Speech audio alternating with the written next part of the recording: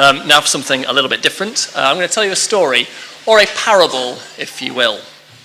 So I was standing at the bus stop just the other night when this fellow, he comes up to me, says, "Have you got a light?" So I'm like, "Sorry mate, I don't smoke. You'll have to ask some other bloke." Seems like a normal conversation, am I right?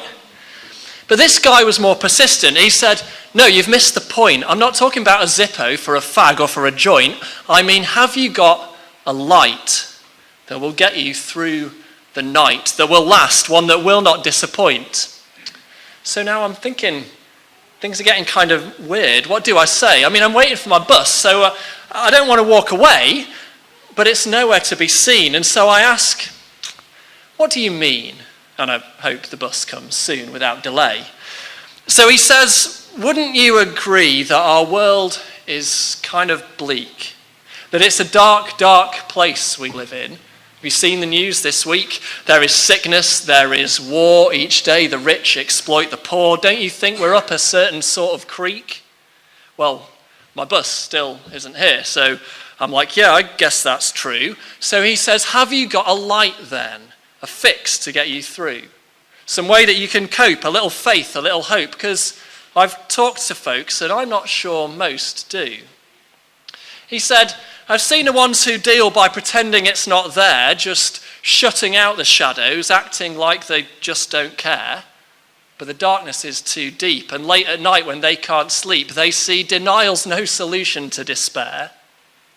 The light for some is having fun or getting rich or being kind, but they're just temporary distractions from the darkness that we find, because it's dark in here too, inside me and inside you. It's dark in every human heart, in every mind."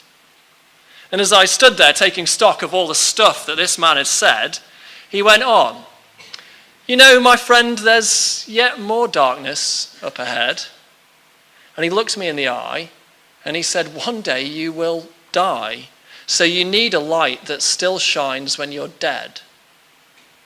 But then his face lit up with joy. He said, "Now Christmas time is near, when we remember Jesus Christ who came to wipe away our tears. And yes, his light seems small in a Christmas cattle stall, but he can deal with the darkest of your fears. You see, the baby born to Mary was a literal God send, a light in darkness, life in deadness, in our loneliness, a friend. For Jesus came back from the grave. He will come again to save. He's the dawn who will bring the nighttime to an end." At that, my bus came round the corner with its headlamps shining bright, and the stranger with me vanished. But now I'm here with you tonight, and I want to put to you the question that he put me through. So let me ask you, have you got a light?